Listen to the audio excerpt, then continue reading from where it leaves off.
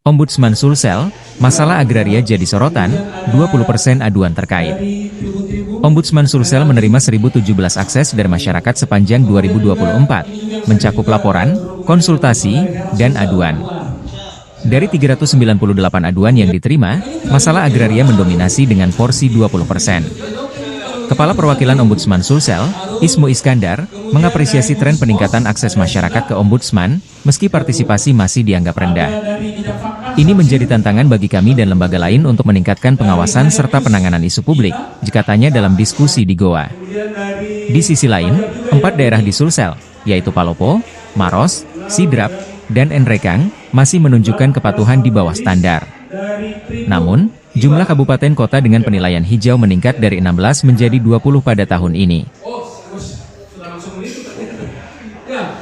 Terima kasih kepada rekan-rekan media semua yang di tengah-tengah kesibukan deadline maupun meliput peristiwa-peristiwa.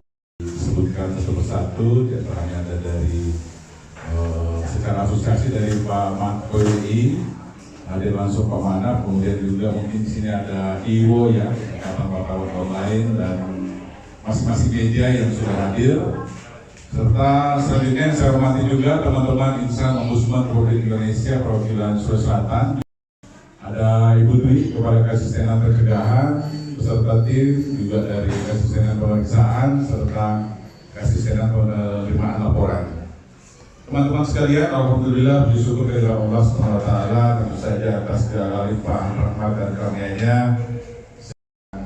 nikmat kekuatan dan kesehatan untuk menjalankan segenap aktivitas kita seharian. Bapak Ibu sekalian, teman-teman sekalian, perkenalkan pada kesempatan pertama ini, saya atas nama Perwakilan Ombudsman Republik Indonesia Provinsi Sulawesi Selatan menyampaikan terima kasih yang sebesar-besarnya kepada segenap teman-teman. Mencatatkan akses masyarakat sebanyak 1.017 akses yang terdiri dari laporan masyarakat, penyampaian surat menyurat, ada inisiatif.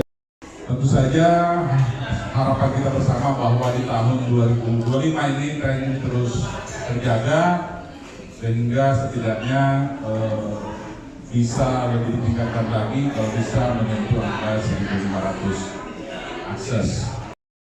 Mandi sekarang di TV ya. Kira-kira kalau kejadian seperti itu sebenarnya masyarakat gimana? Dan wartawan ada gimana? Apakah bisa ngintip bertanya ke teman-teman jurnalis begitu atau tanya langsung ke mana gitu, kalau bisa dijelaskan. Silakan Pak Ibrahim. Pak Ismu Iskandar, Kepala Perwakilan Ombudsman dari Sulawesi Selatan, dan Pak Asrul beserta insan Ombudsman lainnya, dan tentunya rekan-rekan 8 tahun ada di unit pemeriksaan, dan tahun ini saya berada di unit penerimaan verifikasi laporan. Izinkan saya coba mereview merunut proses-proses laporan. Download Tribun X sekarang, menghadirkan lokal menjadi Indonesia.